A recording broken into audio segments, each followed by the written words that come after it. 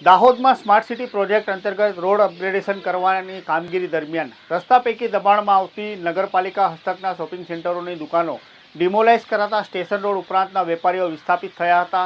જે બાદ વિસ્થાપિત વેપારીઓ દ્વારા વૈકલ્પિક વ્યવસ્થા કરવા માટે ઉચ્ચ સ્તરે રજૂઆત કર્યાના 15 મહિના વીતવા છતાંય કોઈ સંતોષકારક જવાબ ન મળતા અથવા કોઈ વૈકલ્પિક વ્યવસ્થા ન થતાં આજ રોજ વેપારી એસોસિએશને ભેગા મળી દાહોદ કલેક્ટર યોગેશ નિરગુડે સમક્ષ વૈકલ્પિક વ્યવસ્થા કરવા માટે રજૂઆતો સાથેનું આવેદનપત્ર સુપ્રત કર્યો હતો। એટલું જ નહીં, ઉપરોક્ત વેપારીઓએ કમલમ ખાતે દાહોદના સાંસદ જસવંતસિંહ ભાભોર, રાજ્યકક્ષાના મંત્રી બચુભાઈ ખાબડ, નગરપાલિકા પ્રમુખ સમક્ષ પણ પોતાની વેદનાઓ સાથે રજૂઆતો કરી હતી।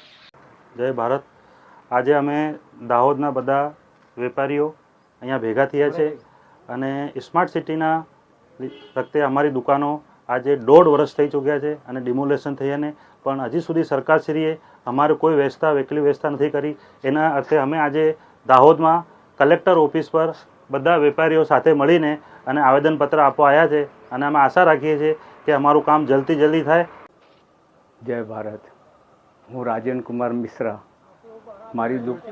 રાજેન્દ્ર કુમાર મિશ્રા એમજી રોડ પર મારી દુકાન હતી। 1.5 વર્ષ થઈ ગયો છે, હજુ સુધી કંઈ વ્યવસ્થા થઈ નથી।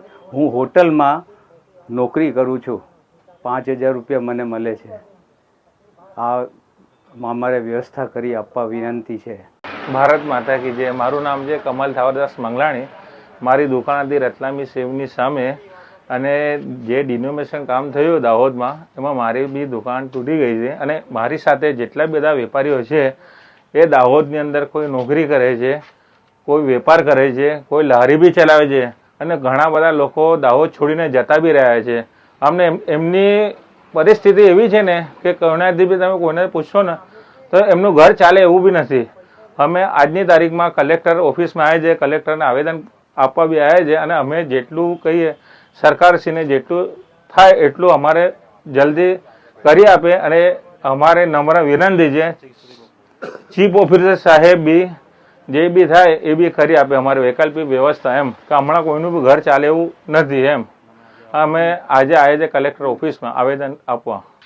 અત્રે ઉલ્લેખનીય છે કે રોડ અપગ્રેડેશનની કામગીરી દરમિયાન રસ્તા પૈકી દબાણમાં આવતા દુકાનો તેમજ અન્ય મિલકતો મળી 250 ઉપરાંત દુકાનો તોડી પાડવામાં આવી હતી। જે સંદર્ભે મોટાભાગના વેપારીઓ તેમજ તેમની દુકાનમાં પડતા અન્ય પરિવારો માથે આગ તૂટી ગયો હોય તેવી પરિસ્થિતિનું નિર્માણ થયું હતું।